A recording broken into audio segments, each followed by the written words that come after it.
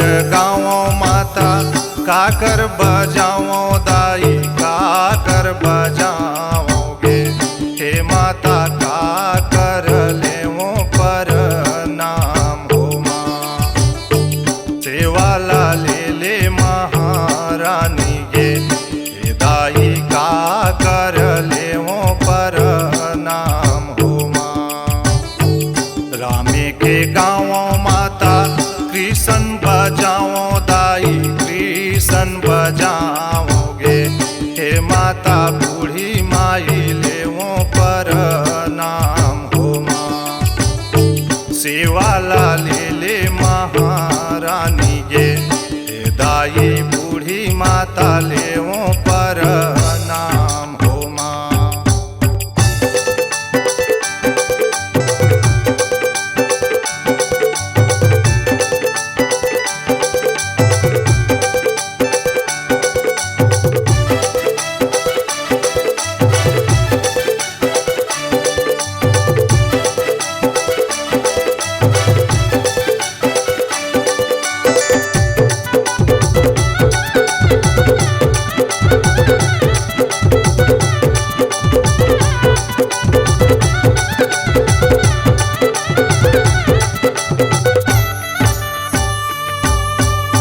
काहे के दियना माता काहे के बाती दाई काहे के बाती गे।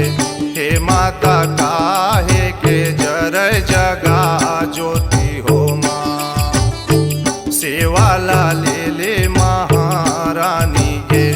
हे दाई काहे के जरय जगा ज्योति हो माँ। माटी के दियना माता कपसा के बाती दाई कपसा के बाती गे।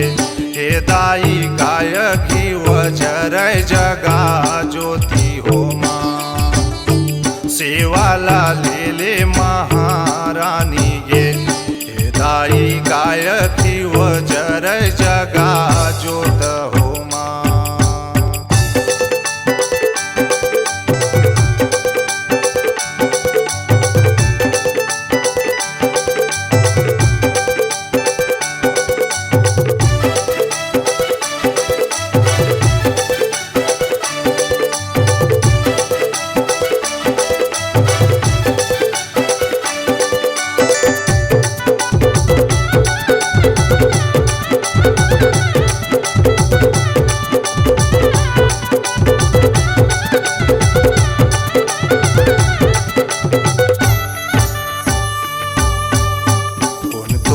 गावै माता कौन तोर बजावै दाई कोने तोर बजावै गे।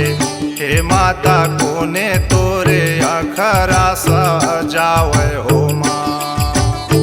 सेवाला ले महारानी गे। हे दाई कोने तोरे अखरा सजावै हो माँ। दिनेश तोर गावै माता पुरुषोत्तम बजावे दाई पुरुषोत्तम तोर बजावे गे।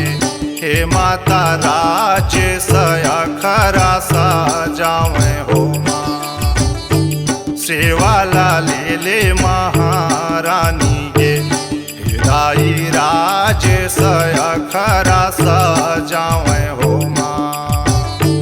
काकर गावो माता काकर बजाओ दाई काकर बजाओगे। हे माता काकर लेवो पर नाम हो माँ। सेवाला ले महारानी गे। हे माता काकर लेवो पर नाम हो माँ। सेवाला ले महारानी गे। हे माता काकर लेवो पर नाम हो माँ। सेवाला ले महारानी गे। हे दाई काकर लेवो पर नाम हो माँ। हे दाई काकर लेवो पर नाम हो माँ। अगर आपके आवाज़ में है जान तो हम आपको देंगे नई पहचान। तो चले आइए digital audio video recording centre Maya music Raghunathpur. Mobile number 6261987043 62 61 98 70 43।